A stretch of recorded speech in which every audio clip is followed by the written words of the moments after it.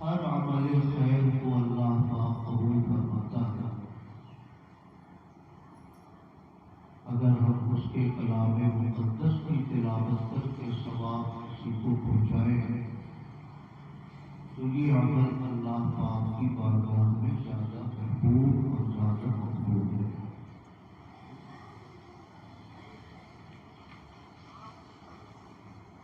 ایک بڑے امام گزرے ہیں،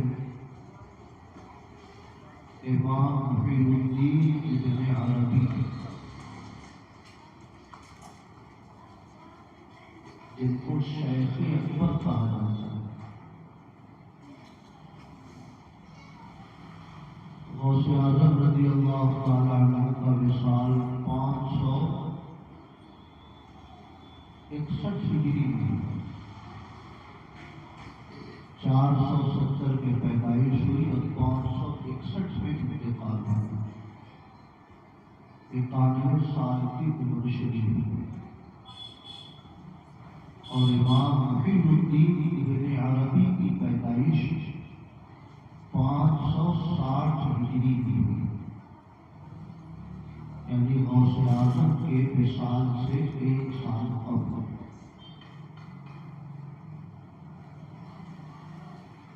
ان کے جو والد کریم تھے وہ غوث اعظم رضی اللہ تعالیٰ عنہ کے مریدوں میں تھے۔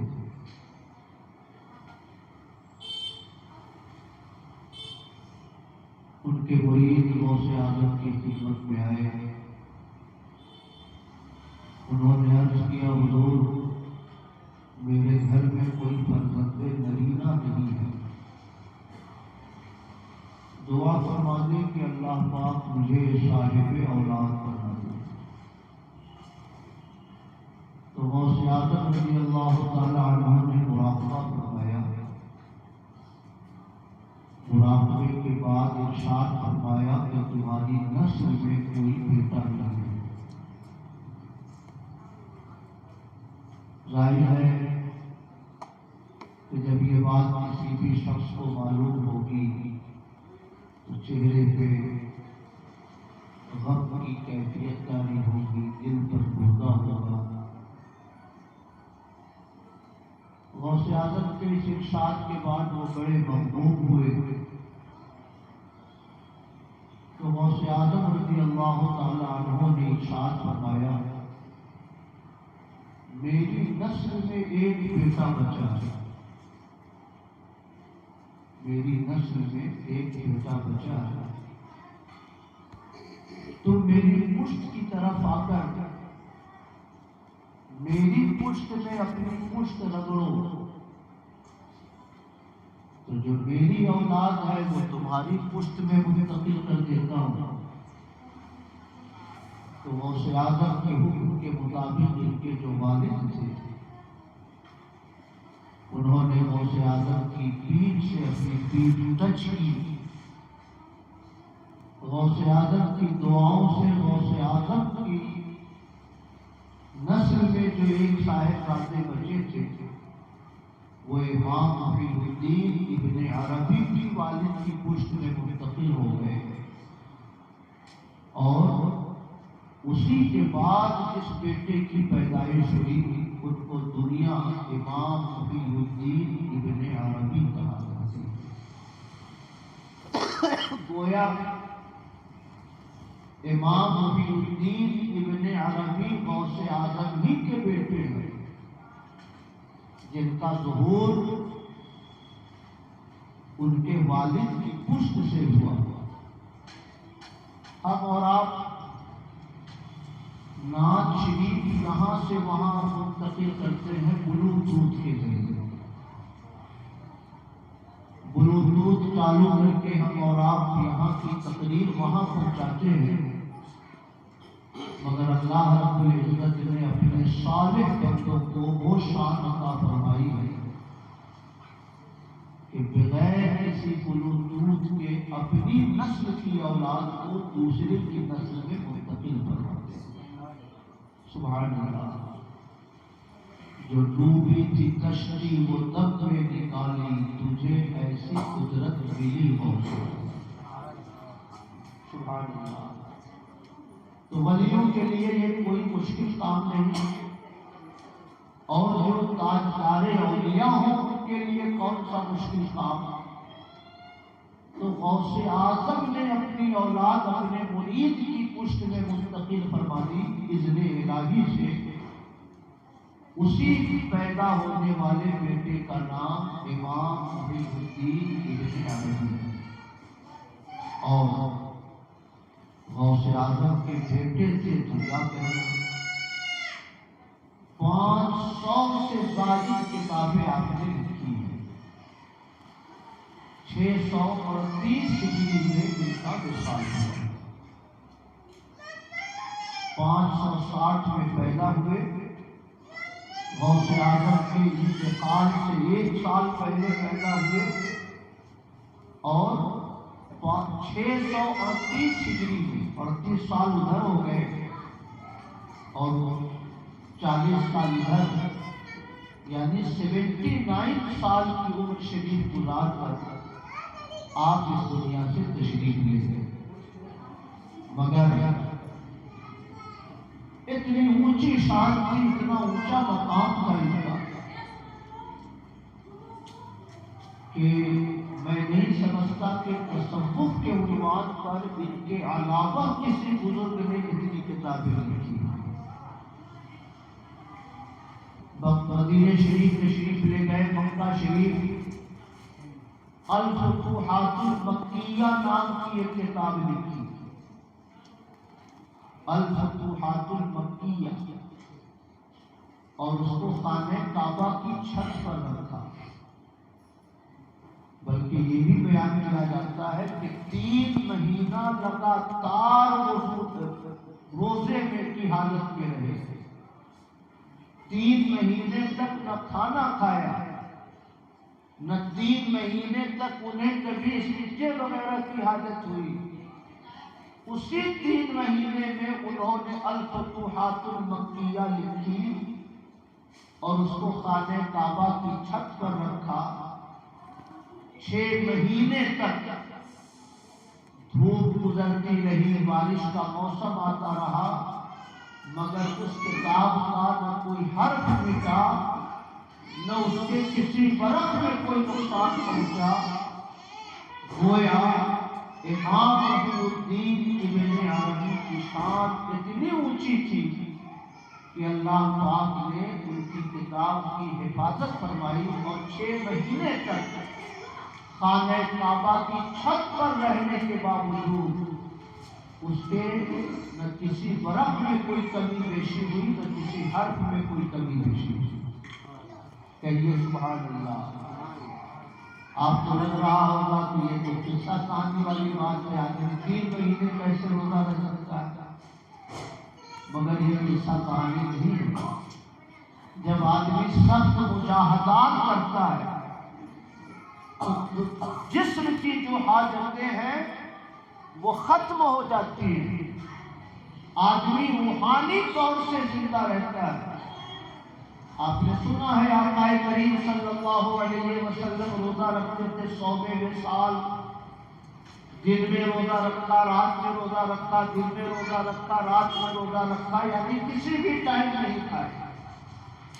صحابہ کو خبر پہنچی کہ حضور 100 وصال رکھ رہے ہیں، تو صحابہ نے بھی لگاتار روزہ رکھنا شروع کیا۔ 1-2 دنوں کے بعد حالت اتنی کمزور ہو گئی صحابہ کی کہ کوئی وہاں دیوار سے ٹیک لگائے بیٹھے ہیں، کوئی وہاں دیوار سے ٹیک لگائے بیٹھے ہیں کمزوری کے سبب۔ تو آقا نے فرمایا کیا حال ہے ان لوگوں کا، اس طرح کیوں بیٹھے؟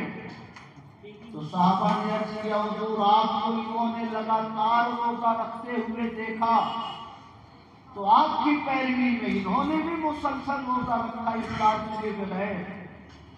تو آقا نے فرمایا ایکم مثلی یطعمنی وربی ویسقینی، تم میں کون میری طرح ہے، مجھے تو میرا رب کھلاتا ہے، مجھے تو میرا رب پلاتا ہے۔ سبحان اللہ، یعنی میں کھائے پیے بغیر 100 وصال مسلسل رکھ سکتا ہوں، مگر آپ میں اس کی قدرت نہیں ہے۔ آپ ایسا نہ کرو، جو عام سسٹم ہے روزوں کا اسی انداز میں روزہ رکھو۔ اس لیے ہمارے لیے 100 وصال رکھنا مکروہ ہے۔ ہمارے لیے حکم ہے کہ جیسے ہی سورج غروب ہو ویسے ہی 1 گھونٹ پانی ہی صحیح مگر پی کر روزہ افطار کرے، تو اللہ کے نیک بندوں کی شان الگ ہوتی ہے۔ وہ کھائے پیے بغیر بھی ہفتوں 10 دن تک رہ سکتے ہیں۔ شیخ محی الدین ابن عربی کے بارے میں لکھا ہے امام ابن حجر مکی نے کہ 3 مہینہ لگاتار روزہ رہے، 3 مہینے تک باوضو رہے، 3 مہینے میں وہ کتاب لکھی الفتوحات المکیہ، اور عرض کیا مولا اگر اس میں کوئی غلطی ہے، کوئی کمی بیشی ہے تو اصلاح فرما دے۔ اس نیت سے خانہ کعبہ کی چھت پر اس کو رکھا، مگر کئی مہینہ گزرنے کے باوجود اس کے کسی بھی ورق میں نہ کوئی کمی ہوئی نہ کوئی نقصان پہنچا۔ سبحان اللہ، بڑے بلند پایا بزرگ، اور دنیائے تصوف میں وحدت الوجود کا جو تصور آیا، سب سے پہلے امام محی الدین ابن عربی نے پیش کیا۔ خیر، آج میں اس لیے ان کا ذکر کر رہا ہوں کہ ایک واقعہ اعلیٰ حضرت کے حوالے سے میں نے الملفوظ میں پڑھا تھا۔ اعلیٰ حضرت امام احمد رضا کے پاس ان کے ایک مرید آئے، عرض کیا حضور کل میں نے اپنے ایک رشتہ دار کو، غالباً بیٹی کو خواب میں دیکھا ہے، مگر اس کے جسم پہ کوئی کپڑا نہیں تھا۔ تو اعلیٰ حضرت نے ارشاد فرمایا کہ خواب اچھا نہیں ہے، ہو سکے تو اس کے نام سے صدقہ و خیرات کیجیے، اس کے نام سے غربا کو کھانا کھلائیے، اور ارشاد فرمایا کہ ہو سکے تو 70,000 کلمہ طیبہ پڑھ کر ان کی روح کو ایصال ثواب کیجیے۔ اور وہیں پہ ایک واقعہ لکھا امام محی الدین ابن عربی کا، جس کا میں ذکر کر رہا تھا، کہ امام محی الدین ابن عربی فرماتے ہیں کہ ایک جگہ بغداد میں میری دعوت تھی، جب دسترخوان بچھ گیا تو ایک نوجوان جس کے بارے میں مشہور تھا کہ اس کو کشف ہوتا ہے، یہ دلوں کی بات جان لیتا ہے، جب وہ نوجوان آ کے بیٹھا تو اچانک وہ رونے لگا۔ تو میں نے اس سے پوچھا رو کیوں رہے ہو؟ تو اس نوجوان نے کہا کہ رأیت امی فی النار، میں نے اپنی ماں کو جہنم میں چلتے ہوئے دیکھا ہے، اس لیے رو رہا ہوں۔ تو امام محی الدین ابن عربی فرماتے ہیں کہ میں نے 70,000 بار کلمہ پڑھ رکھا تھا، مگر وہ ثواب میں نے کسی کو نہیں پہنچایا تھا۔ جب اس نوجوان نے کہا کہ میں نے اپنی ماں کو جہنم میں چلتے ہوئے دیکھا ہے، تو میں نے دل ہی دل میں اپنے لیے جو کلمے پڑھ رکھے تھے وہ ثواب میں نے اس کی ماں کو بخش دیا۔ تھوڑی دیر کے بعد وہ ہنسنے لگا۔ میں نے پوچھا آپ ہنس کیوں رہے ہو؟ اس نوجوان نے کہا رأیت امی فی الجنہ، اب میں نے اپنی ماں کو جنت میں دیکھا۔ سبحان اللہ۔ فرماتے ہیں کہ اس نوجوان کے کشف سے مجھے پتا چلا کہ 70,000 بار کلمہ پڑھنے پہ مغفرت کی جو بشارت ہے وہ حدیث صحیح ہے، کمزور نہیں ہے۔ اور حدیث کی برکت سے مجھے پتا چلا کہ اس نوجوان کے بارے میں کشف کی جو بات مشہور ہے وہ بات بھی اپنی جگہ صحیح ہے۔ کہیے سبحان اللہ۔ میرے بھائیوں، کم سے کم 25 سال پہلے میں نے یہ واقعہ الملفوظ میں پڑھا۔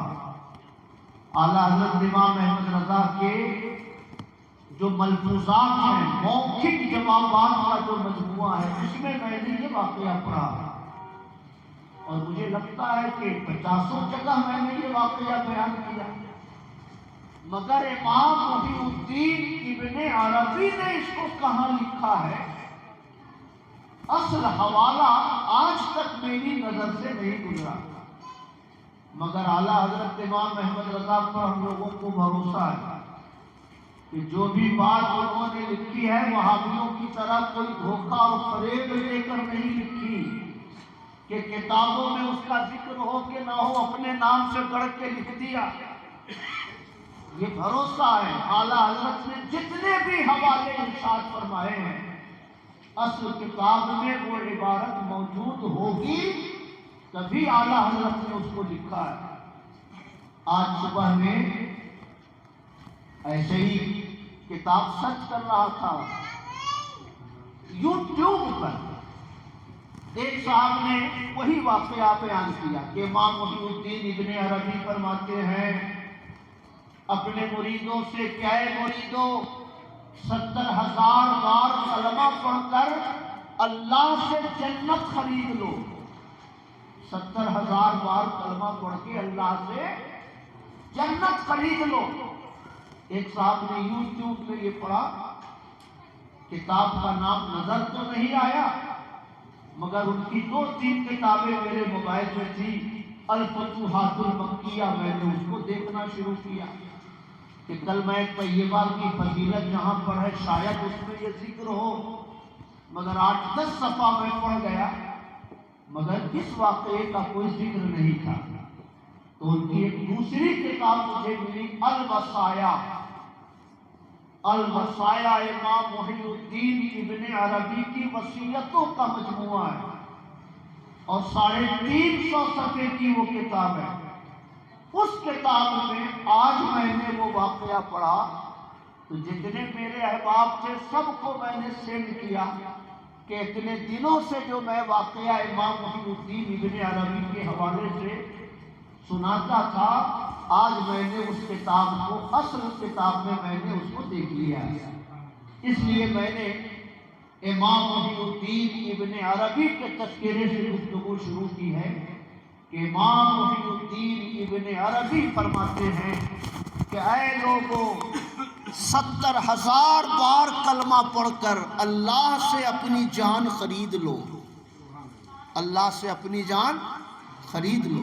سبحان اللہ، جان خریدنا تو یہ آخرت کے لیے ہوگا، مگر دنیا میں آج کل کفر کا اتنا کام ہو رہا ہے کہ صبح میں آدمی مومن ہو اور شام تک مومن رہے کہ نہ رہے یہ کہنا بہت مشکل ہے۔ سمجھ رہے ہیں؟ اتنی زیادہ کفر و شرک کی چیزوں میں ہمارے لوگ مبتلا ہو رہے ہیں اور بڑے خاص لوگ مبتلا ہو رہے ہیں۔ میرے بھائیوں، جو چیزیں علامات کفر میں سے ہیں، اگر آپ نے وہ کام کیا تو آپ ایمان کے دائرے سے نکل گئے۔ آپ نے قشقہ لگایا، آپ ایمان کے دائرے سے نکل گئے۔ آپ نمازیں پڑھتے رہیے، روزہ رکھتے رہیے، لیکن اگر شرک کا کوئی فعل آپ سے سرزد ہو گیا تو آپ کفر کی حالت میں ہیں۔ آپ کی بیوی آپ کے نکاح سے باہر ہے، اب تک جتنی نیکیاں آپ نے کی ہیں وہ ساری نیکیاں آپ کے کھاتے سے ڈیلیٹ ہو چکی ہیں۔ آپ ٹوپی پہن کے گھومتے رہیے مگر اللہ کے فرشتوں کے رجسٹر میں آپ مومن نہیں ہیں۔ سمجھ رہے ہیں؟ کل میرے ایک بڑے عزیز انہوں نے اسٹیٹس لگایا فلاں چیز کی مبارکباد کا۔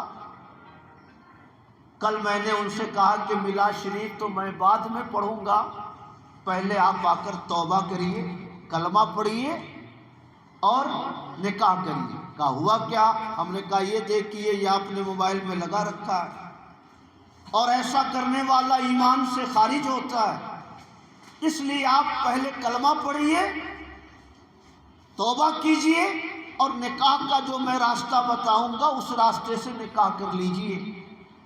میرے دل سے بڑے قریب لوگ ہیں، میرے بالکل بڑے خاص لوگ، اس لیے کوئی تردد نہیں کیا، الحمدللہ توبہ بھی کیا، استغفار بھی کیا۔ آج کل لوگ توبہ کر لیتے ہیں، کلمہ پڑھ لیتے ہیں، مگر جہاں نکاح کا مسئلہ آتا ہے تو وہ آئیں بائیں کرنا شروع کرتے ہیں۔ مگر بزرگوں نے اس کا بھی راستہ بتایا، جیسے کسی عزیز سے کوئی کفر کا کام ہو گیا جانے انجانے میں، اگر نکاح کرنے میں ان کو کوئی شرمندگی محسوس ہو رہی ہو کہ سماج کے لوگ کیا کہیں گے، بڑھاپے میں نکاح کر رہا، تو اس کا آسان راستہ ہے، آپ امام صاحب سے کہہ دیں کہ میں آپ کو وکیل بناتا ہوں کہ آپ میرا نکاح میری بیوی فلاں بنت فلاں سے کر دیں، اور بیوی سے بھی کہلوا دیجئے ان کو کہ میں آپ کو وکیل بناتی ہوں کہ آپ میرا نکاح میرے شوہر فلاں بن فلاں سے کر دیں۔ شوہر نے بھی ان کو وکیل بنا دیا، بیوی نے بھی ان کو وکیل بنا دیا۔ اب یہ کہیں بھی بیٹھ کر کہہ دیں گے جوہر صاحب، سید فیض اللہ صاحب، آپ دونوں گواہ رہیے کہ میں اپنے موکل فلاں کا نکاح اپنی موکلہ فلاں کے ساتھ 5000 مہر کے بدلے میں کرتا ہوں، لڑکا کہیں رہے لڑکی کہیں رہے، ان دونوں کے سامنے اگر میں نے ایسا کہہ دیا، امام صاحب نے کہہ دیا، تو نکاح منعقد ہو گیا۔ اس سے آسان راستہ اور کیا ہوگا؟ میری بات سمجھ میں آ رہی ہے؟ ہم بھی وکیل بنا دیں امام صاحب کو کہ میں آپ کو وکیل بناتا ہوں کہ میرا نکاح میری بیوی فلاں سے کر دے، اور میری اہلیہ بھی ان کو وکیل بنا دے کہ آپ کو میں وکیل بناتی ہوں کہ آپ میرا نکاح فلاں صاحب سے کر دیں۔ یہ کہیں بھی بیٹھ کر 2 آدمی کو گواہ بنا کے کہہ دیں گے کہ میں اپنے موکل فلاں کا نکاح اپنی موکلہ فلاں سے اتنے مہر کے بدلے میں کرتا ہوں، نکاح ہو جائے گا۔ سمجھ رہے ہیں میرے بھائیوں؟ اگر آپ سے کفر کی کوئی بات سرزد ہو گئی، آپ نے توبہ نہیں کیا، تو نمازیں پڑھتے رہیے، روزہ رکھتے رہیے، قرآن پڑھتے رہیے، جو کام کرنا ہو کرتے رہیے، مگر وہ ساری نیکیاں آپ کی ضائع ہیں، کیونکہ جب آدمی صاحب ایمان نہ ہو تو کسی بھی عمل خیر کا کوئی ثواب اس کو نہیں ملتا۔ سمجھ رہے ہیں؟ اور اگر بیوی نکاح سے نکل گئی تو جب تک دونوں شوہر بیوی کی طرح رہ رہے ہیں وہ بدکاری ہو رہی ہے، جو بچے پیدا ہو رہے ہیں ناجائز بچے پیدا ہو رہے ہیں، آپ زنا کے مرتکب ہو رہے ہیں، اور آپ کی نسل سے جو اولاد پرورش پا رہی ہے وہ ناجائز اولاد پرورش پا رہی ہے۔ اس لیے جن لوگوں سے ہدایت کی توقع ہوتی ہے ہم لوگ کہہ دیتے ہیں کہ آپ سے یہ غلطی ہو گئی ہے، ایسا کر لیجئے، اور جن لوگوں کے بارے میں ڈر لگتا ہے کہ مقدمہ کروا دے گا تو چپ رہ جاتے ہیں، میسج بھیج دیتے ہیں منو صاحب کے ہاں، وہ ہم کو بھیج دیتے ہیں۔ مگر بات اتنے پہ ختم نہیں ہے۔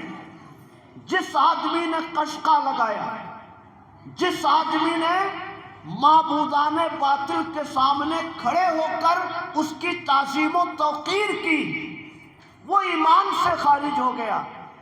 چند سال کے بعد اگر اس کی موت ہو گئی تو جتنے لوگ جنازہ پڑھیں گے سب ایمان سے خارج ہوں گے، سب کی بیوی نکاح سے نکلے گی، کتنا بڑا فتنہ ہوگا شہر کے لیے۔ اس لیے اگر آپ کے آس پاس کے کسی بھائی سے جانے انجانے میں کفر کا کوئی کام ہو تو دوستی کا تقاضا ہے کہ اس کو محبت سے سمجھائیے، اس کو ایمان کے دائرے میں لائیے، اس کو سمجھائیے کہ جو آپ کی بیوی ہے وہ آپ کی بیوی نہیں رہی، جب ایمان کا رشتہ ختم ہو گیا تو آپ کے رشتے سے نکل گئی۔ اس لیے چلیے میں توبہ کراتا ہوں، میں آپ کو کلمہ پڑھاتا ہوں، رہ گیا نکاح تو ٹیلی فون سے آپ بھی امام صاحب کو وکیل بنا دیجئے، اہلیہ سے بھی کہلوا دیجئے، امام صاحب کہیں بھی بیٹھ کے کہہ دیں گے ایک جملہ نکاح ہو جائے گا، نہ آپ کو جانا پڑے گا نہ بیوی کو جانا پڑے گا۔ اس کو کہتے ہیں نکاح بالتوکیل۔ آج کل جو نکاح ہوتا ہے، امام صاحب گئے لڑکی کے پاس، کہا میں تمہارا نکاح فلاں بن فلاں سے اتنے مہر کے بدلے میں فلاں فلاں گواہوں کی موجودگی میں کرنا چاہتا ہوں، تم اجازت دیتی ہو؟ لڑکی کہتی ہے ہاں۔ اب لڑکی مجلس نکاح میں نہیں آتی، لڑکی نے جس کو اپنا وکیل بنایا ہے امام صاحب، یہ آتے ہیں مجلس نکاح میں اور لڑکے سے کہتے ہیں میں اپنی موکلہ فلاں بن فلاں کا نکاح، فلاں بنت فلاں کا نکاح اتنے مہر کے بدلے میں فلاں فلاں گواہوں کی موجودگی میں کرتا ہوں، آپ قبول کرتے ہیں؟ لڑکا کہتا ہاں بسم اللہ الرحمن الرحیم میں قبول کرتا ہوں۔ تو لڑکی نے وکیل بنا کر نکاح کرایا۔ اگر لڑکا بھی ڈائریکٹ ان کو کہہ دے کہ میں بھی آپ کو وکیل بناتا ہوں تو اس سے بھی نکاح ہو جائے گا، اور لڑکے کا وہاں موجود ہونا کوئی ضروری نہیں، لڑکی کا وہاں موجود ہونا کوئی ضروری نہیں۔ آپ نے بھی ان کو وکیل بنا دیا، آپ کی بیوی نے بھی وکیل بنا دیا، یہ اگر رجکھڑ جا کے بھی کہہ دیں گے دو گواہوں کے سامنے تو نکاح ہو جائے گا، نہ لڑکے کو آنے کی ضرورت ہے نہ لڑکی کو آنے کی ضرورت ہے۔ کہیے سبحان اللہ۔ تو امام محی الدین ابن عربی فرماتے ہیں کہ کلمہ طیبہ پڑھ کر اللہ پاک سے جنت خرید لو، کیونکہ جو شخص 70,000 بار کلمہ طیبہ پڑھ لیتا ہے اللہ پاک اسے جہنم سے آزاد فرما دیتا ہے۔ میں تو یہ سمجھتا تھا کہ یہ واقعہ امام محی الدین ابن عربی کا ہے، مگر آج مجھے معلوم ہوا کہ یہ دوسرے بزرگ کا واقعہ ہے۔ وہ فرماتے ہیں کہ ان الشیخ ابو الربیع الکفیف، یہ نام ہے بزرگ کا، روایت کرنے والے امام محی الدین ابن عربی ہیں۔ فرماتے ہیں کہ شیخ ابو الربیع کفی مالقی علی مائدۃ، کھانے کے دسترخوان پہ بیٹھے تھے، وَقَانَ مَعَهُمْ عَلَى ذَلِكَ الْمَائِدَةِ شَابٌ صَغِيرٌ مِّنْ أَهْلِ الْكَشْفِ، اور اسی دسترخوان پر ایک کم عمر نوجوان بیٹھا تھا جو کشف والا تھا۔ فَعِنْدَمَا مَدَّ يَدَهُ إِلَى الطَّعَامِ، تو جیسے ہی نوجوان نے کھانے کی طرف ہاتھ بڑھایا بکا، رونے لگا۔ فقال له الحاضرون، تو دسترخوان پہ جتنے لوگ بیٹھے تھے ان لوگوں نے کہا ما شانک تبکی، کیوں رو رہے ہو؟ فقال هذه جہنم اراہا، یہ میں اپنے سامنے جہنم دیکھ رہا ہوں، وَأَرَى أُمِّي فِيهَا، اور میں اسی جہنم میں اپنی ماں کو جلتا ہوا دیکھ رہا ہوں۔ سمجھ رہے ہیں؟ تو امام محی الدین ابن عربی کا یہ واقعہ نہیں ہے، امام محی الدین ابن عربی نے نقل کیا ہے۔ واقعہ جو ہے وہ کن کا ہے؟ شیخ ابو الربیع کفیف رحمت اللہ علیہ کا۔ فرماتے ہیں وَإِمْتَنَعَ مِنَ الطَّعَامِ، اس نوجوان نے کھانے سے ہاتھ کھینچ لیا، وَأَخَذَ بِالْبُكَاءِ، اور رونے لگا۔ قال شیخ ابو الربیع، شیخ ابو الربیع فرماتے ہیں فَقُلْتُ نَفْسِي فِي نَفْسِي، میں نے اپنے دل ہی دل میں کہا اللہم انکا تعلم، اے اللہ تو جانتا ہے، انی حللت هذه السبعین الفا، کہ میں نے 70,000 بار کلمہ پڑھ رکھا ہے، وَقَدْ جَعَلْتَهَا اِتْقَى، وَقَدْ جَعَلْتُهَا اِتْقَى أُمِّ هَذِهِ السَّبِيِّ مِنَ النَّارِ، میں اس نوجوان کی ماں کی آزادی کے لیے میں اس کلمے کو اس کی ماں کو دیتا ہوں۔ وَهَذَا كُلُّهُ فِي النَّفْسِ، یہ ساری بات جو ہو رہی ہے وہ دل ہی دل میں ہو رہی ہے۔ اس کا مطلب ہوا کہ ثواب پہنچانے کے لیے بولنا ضروری نہیں ہے، قرآن پڑھ کے آپ نیت کر لیں ثواب پہنچ گیا۔ قرآن خوانی میں عام طور سے 5 پارہ ہمارا لکھ لیجئے تو 5 بار کلمہ ہمارا لکھ لیجئے تو 75 بار درود شریف ہمارا لکھ لیجئے۔ یہ لکھوانے کی ضرورت نہیں کہ لکھوائیں گے تو حاجی صاحب کو پتہ چل جائے گا کہ جوہر صاحب اتنا پڑھ کر لائیں، نہیں، دکھاوا ہو گیا تو ثواب ختم ہو گیا۔ یہ نیت کیجئے کہ مولا جو میں نے پڑھا ہے حاجی صاحب کی اہلیہ کو عطا کر دیا جائے، ثواب ٹرانسفر ہو گیا۔ آپ کے کہنے اور سننے کی کوئی ضرورت نہیں ہے۔ وَهَذَا كُلُّهُ فِي نَفْسِي، یہ ساری بات جو ہو رہی ہے رب سے جو مناجات ہو رہی ہے وہ دل ہی دل میں ہو رہی ہے۔ فَقَالَ الصَّبِيُّ، تھوڑی دیر کے بعد اس نوجوان نے کہا الحمدللہ الذی ارا امی قد خرجت من النار، اللہ کے لیے تمام تعریفیں ہیں کہ اس نے مجھے دکھلایا ہے کہ اب میری ماں جہنم سے نکل چکی ہے۔ کہیے سبحان اللہ۔ وما ادری ما سبب خروجها، نوجوان نے کہا کہ مگر مجھے یہ نہیں پتہ چل پا رہا ہے کہ تھوڑی دیر پہلے میری ماں جہنم میں تھی، نکل کیسے گئی؟ چونکہ بزرگ نے تو دل ہی دل میں ثواب پہنچایا تھا، اس لیے وہ نوجوان کہہ رہے ہیں کہ مجھے نہیں معلوم کہ میری ماں جہنم سے نکل کیسے گئی۔ وَجَعَلَ الصَّبِيُّ يَهْتَجُّ سُرُورًا، اور وہ نوجوان خوشی میں مچلنے لگا۔ وَأَكَلَ مَعَ الْجَمَاعَةِ، اور پھر لوگوں کے ساتھ مل کر کھانے لگا۔ قال ابو الربیع، امام ابو الربیع جنہوں نے 70,000 کلمہ دیا تھا، وہ فرماتے ہیں فصح عندی ھذا الخبر النبی، تو پیغمبر کی اس حدیث کا صحیح ہونا یہ میرے نزدیک ثابت ہو گیا۔ میں نے جو سن رکھا تھا کہ جو بندہ مومن 70,000 بار کلمہ پڑھ لیتا ہے یا پڑھ کر کسی کو بخش دیتا ہے، اللہ پاک اسے جہنم سے آزاد کر دیتا ہے۔ اس نوجوان کے کشف کو دیکھ کر مجھے یقین ہو گیا کہ یہ حدیث کمزور نہیں بلکہ بالکل صحیح اور درست ہے۔ درود شریف پڑھیں، اللہم صلی علی سیدنا و مولانا محمد معدن الجود والکرم وعلی آلہ وصحبہ وبارک وسلم صلاۃ و سلاما علیک یا رسول اللہ۔ میرے بھائیوں، 25-30 سال سے میں یہ واقعہ سنا رہا تھا، لوگوں کو کلمہ پڑھنے کی دعوت دے رہا تھا، مگر حوالہ میرے پاس نہیں تھا۔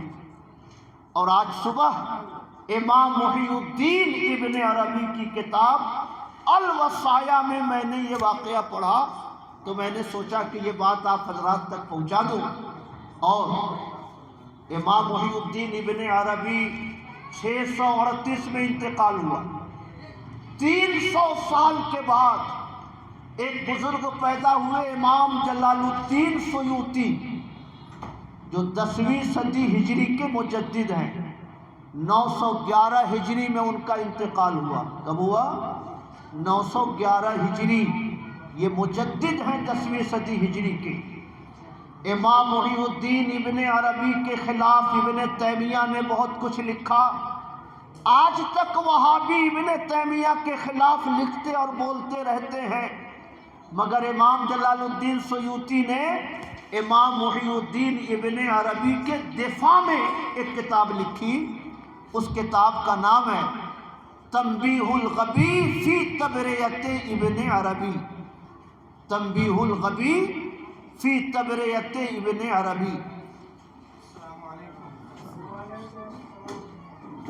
نعرہ تکبیر، نعرہ رسالت۔ درود شریف پڑھیں، اللہم صلی علی سیدنا و مولانا محمد معدن الجود والکرم وعلی آلہ وصحبہ وبارک وسلم۔ خیر، امام جلال الدین سیوطی نے تنبیہ الغبی میں لکھا کہ ایک شخص تھا بغداد میں جو امام محی الدین ابن عربی کو بہت برا بھلا کہتا تھا۔ روزانہ فجر کی نماز کے بعد ان پہ لعنت بھیجتا تھا، مگر اتفاق ایسا کہ جب اس کی موت ہوئی تو گھر کے لوگوں نے انہی کو بلایا جنازہ پڑھانے کے لیے۔ امام محی الدین ابن عربی جنازے کے لیے پہنچے۔ جنازہ پڑھانے کے بعد امام محی الدین ابن عربی اپنے کسی مرید کے گھر گوشہ نشین ہو گئے۔ دوپہر کا کھانا پہنچا نہیں کھایا، شام کا کھانا پہنچا نہیں کھایا، اگلے دن صبح کا کھانا پہنچا نہیں کھایا، شام کو مغرب کے بعد کھانا منگوا کے تناول فرمائے۔ تو لوگوں کو حیرت ہوئی کہ یہ مرنے والا نوجوان ایسا کہ یہ روزانہ لعنت بھیجتا تھا، اور اس کی موت میں اتنا یہ غمگین ہو گئے کہ 2 دن کھانا ہی چھوڑ دیا انہوں نے۔ تو کہا حضور یہ ماجرا سمجھ میں آیا نہیں، ایسا ہوا کیوں؟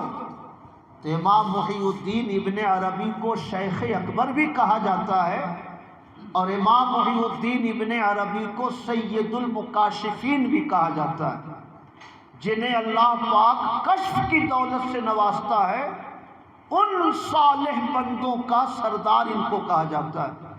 تو امام محی الدین ابن عربی نے فرمایا کہ جب میں نے اس کی جنازہ پڑھائی تو مجھے بتایا گیا کہ اس کا انجام اچھا نہیں ہے، یعنی اس کا انجام جہنم ہے۔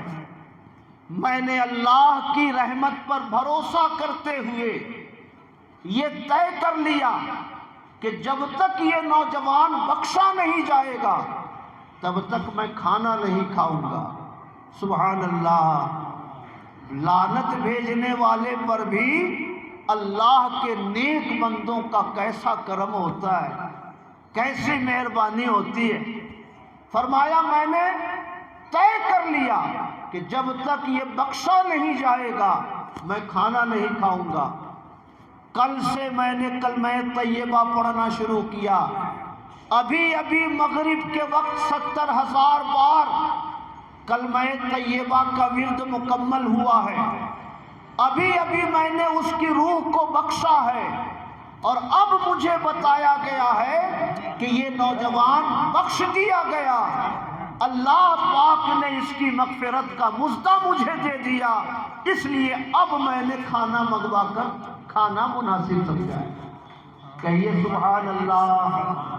میں یہ عرض کرنا چاہتا ہوں کہ غریبوں کو کھانا کھلائیے، اللہ کو پسند ہے، یتیموں کی مدد کیجیے، اللہ تعالیٰ کو پسند ہے، مسجد اور مدرسے کا تعاون کیجیے، اللہ کو پسند ہے، سارے کارہائے خیر اللہ پاک قبول فرماتا ہے، اپنے بندوں کو رحمتوں سے نوازتا ہے۔ مگر اعلیٰ حضرت کے پاس مرید آئے، کہا حضور ایسا میں نے دیکھا ہے کہ جو سب سے آخری طریقہ ایصال ثواب اعلیٰ حضرت نے بتایا وہ کیا کہ 70,000 بار کلمہ پڑھ کر اپنی اس بیٹی کی روح کو ایصال ثواب کیجیے۔ کہیے سبحان اللہ۔ اس لیے ہمارے حاجی اشفاق صاحب جب جا رہے تھے مدینہ شریف تو ہم نے ان کو بہت سختی سے تاکید کی تھی کہ ضرور کلمہ طیبہ کا ورد شامل رکھیے گا، کیونکہ اللہ پاک اپنے نام کے ورد کو پسند فرماتا ہے، اور حرم میں بیٹھ کر اگر کوئی بندہ 70,000 بار پڑھ لے تو کیا کہنا۔ اللہ پاک ہر آدمی کو یہ توفیق نہیں دیتا، مگر مجھے توقع ہے کہ اس سفر کے تمام بھائیوں نے اس فضیلت کو اور اس سعادت کو حاصل کیا، بلکہ ہمارے حاجی معین الدین صاحب نے تو لا کے تحفہ بھی ہم کو دیا کہ اسی پہ پڑھتے تھے، تو میں نے سوچا کہ ہم یہ آپ کے حوالے کر دیں۔ اللہ پاک انہیں جزائے خیر عطا فرمائے۔ درود شریف پڑھیں۔ اللہم صلی علی سیدنا و مولانا محمد معدن الجود والکرم وعلی آلہ وصحبہ وبارک وسلم۔ چلتے چلتے میں عرض کر دوں کہ شام کو بات ہوتی ہے، بزرگوں نے 2 چیزیں لکھی ہیں۔ وہ آدمی آ رہا ہے 70,000 بار کلمہ طیبہ، کون دکھلائے گا؟ اس کو کہتے ہیں العتاقۃ الصغریٰ، چھوٹی آزادی، ہاں؟ اور ایک ہے 1.25 بار قل هو اللہ احد، اس کو کہتے ہیں العتاقۃ الکبریٰ، بڑی آزادی۔ چھوٹی آزادی کی جب یہ برکت ہے، چھوٹی آزادی میں جب آدمی اتنا بخشا جاتا ہے، جو جہنم میں جا چکا ہو پڑھ کے بخش دیا تو اللہ تعالیٰ اسے نجات عطا فرما دیتا ہے۔ تو کوئی اگر بڑی آزادی والا ورد رکھے شامل حال सवा लाख कुल हो अल्लाह अहद पढ़ने वाला मशगला रखे तो वो कितना खुश नसीब होगा, वो कितना खुश वक्त होगा। इसलिए अशरफ अली थानवी जब पहुंचा मौलाना फजल हक, मौलाना वो कानपुर देहात में जो मज़ार शरीफ है, मौलाना फजलुर रहमान गंज मुरादाबादी रहमतुल्लाह अलैह के पास अशरफ अली थानवी, तो उसने कहा हुजूर कुछ वजीफा बताया जाए। तो मौलाना फजलुर रहमान गंज मुरादाबादी जो बुजुर्ग मजज़ूब बुजुर्ग थे, उन्होंने फरमाया ऐसा है कि रोजाना 200 बार कुल हु अल्लाहु अहद पढ़ा करो। कहिए सुभान अल्लाह। मेरे भाइयों, हुजूर नसीर मिल्लत तशरीफ ला रहे हैं, सब लोग खड़े होकर इस्तेमाल कीजिए।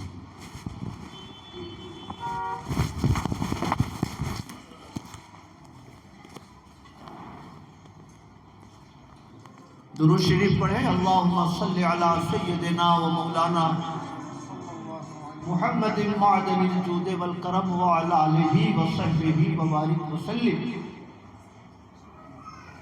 तो मैंने इस तज़किरे को इसलिए शुरू किया क्योंकि 15-20 साल के बाद आज उस वाक़े का हवाला मुझे मिला। इमाम मुहीउद्दीन इब्न अरबी की किताब अल वसाया में, इसलिए मैंने चाहा कि आप हज़रात तक भी ये बात पहुंचा दूं। आज के इस दौरे पुरफतन में 2 चीज़ों का लिहाज रखना चाहिए। कलमा तय्यबा हमेशा पढ़ते रहिए, न जाने कब कुफ्र का काम हो गया अनजाने में, न जाने कब शिर्क का काम हो गया। कीड़े मकोड़ों की तरह जिस रास्ते से गुजरिए शिर्क के मरासिम अंजाम पा रहे हैं। हमारे सीधे साधे भाई जिन्हें अंदाज़ा नहीं कि किन चीज़ों से ईमान बचता है और किन चीज़ों से ईमान ख़त्म होता है, वो उन चीज़ों का इंतकाम करते रहते हैं। इसलिए इमाम मुहीउद्दीन इब्न अरबी के अल वसाया में बहुत सारी वसीयतें हैं, मगर 2 बात मैं आप तक पहुँचाता हूँ। फरमाया कि कलमा तय्यबा का विर्द करके अल्लाह से अपनी जान खरीद लो ताकि अल्लाह तुम्हें मरने के बाद जन्नत अता फरमा दे। और फरमाया कि इस्तिग़फ़ार को अपने ऊपर लाजिम कर लो, क्योंकि बंदा जब तक इस्तिग़फ़ार करता रहता है अल्लाह की रहमत के फरिश्ते उसके लिए दुआ करते रहते हैं। कहिए सुभान अल्लाह। मेरे भाइयों, इस्तिग़फ़ार करने से गुनाह भी मिटते हैं, इस्तिग़फ़ार करने से बरकतें भी मिलती हैं, औलाद भी मिलती है, इस्तिग़फ़ार करने से मुसीबतें भी टलती हैं, इस्तिग़फ़ार करने से बलाओं से भी आदमी महफूज रहता है। तो इरशाद फरमाया इमाम मुहीउद्दीन इब्न अरबी ने कि इस्तिग़फ़ार को अपने ऊपर लाजिम कर लो, ख़ास तौर से सुबह के वक्त में, क्योंकि सुबह का इस्तिग़फ़ार अल्लाह को बहुत पसंद है। और एक आयत लिखी, वल मुस्तग़फ़िरीन बिल असहार, और ईमान वाले वो होते हैं जो सुबह को हमारी बारगाह से इस्तिग़फ़ार किया करते हैं, हमारी बारगाह से मग़फ़िरत तलब किया करते हैं। तो ये तरीक़ा मेरे अंदाज़े से अब हर मजलिस में होना चाहिए कि जब भी मजलिस ख़त्म हो तो सब लोगों को तौबा कराना चाहिए। पता नहीं क्या हुआ, कल क्या हुआ, कल क्या होगा, परसों क्या हुआ, आज क्या हुआ। इसलिए सब लोग मिल के कलमा तय्यबा पढ़िए, अस्तग़फ़िरुल्लाह पढ़िए। अस्तग़फ़िरुल्लाह रब्बी, आप लोग भी पढ़िए, हाजी साहब लोग। अस्तग़फ़िरुल्लाह रब्बी मिन कुल्लि ज़ंबिन व अतूबु इलैह।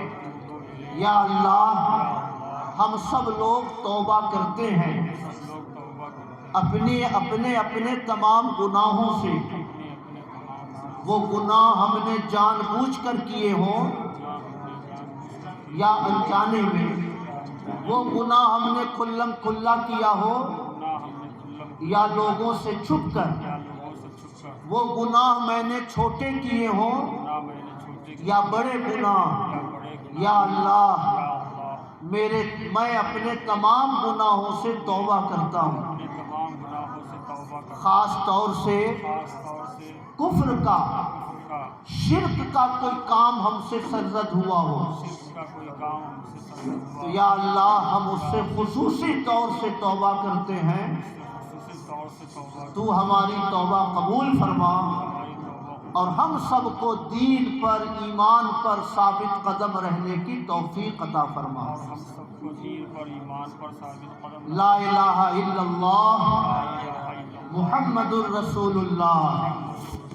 اللہ تعالیٰ کے سوا ہمارا کوئی خدا نہیں، اللہ تعالیٰ کے سوا ہمارا حضرت محمد صلی اللہ علیہ وسلم محمد صلی اللہ کے سچے رسول ہیں۔ اللہ کے سچے رسول میں دعا کرتا ہوں کہ اللہ پاک اس مجلس کو قبول فرمائے، اور عالی جناب اشفاق صاحب نے بہت ہی شوق اور محبت سے اس مجلس کا اہتمام کیا ہے، اللہ پاک انہیں جزائے خیر عطا فرمائے۔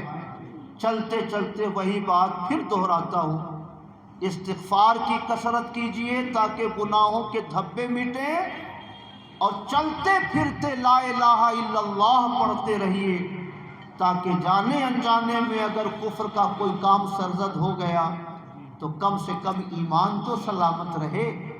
آقا کریم صلی اللہ علیہ وسلم فرماتے ہیں، من کان آخر قولہ لا الہ الا اللہ دخل الجنہ، جس کی زبان سے آخری جملہ لا الہ الا اللہ کا نکلے گا، دخل الجنہ، وہ مرنے کے بعد جنت میں داخل کیا جائے گا۔ اللہ پاک اس مجلس کو قبول فرمائے اور ہم سب کو ہمیشہ توبہ کی توفیق عطا فرمائے۔ وما علینا الا البلاغ۔ السلام علیکم ورحمۃ اللہ۔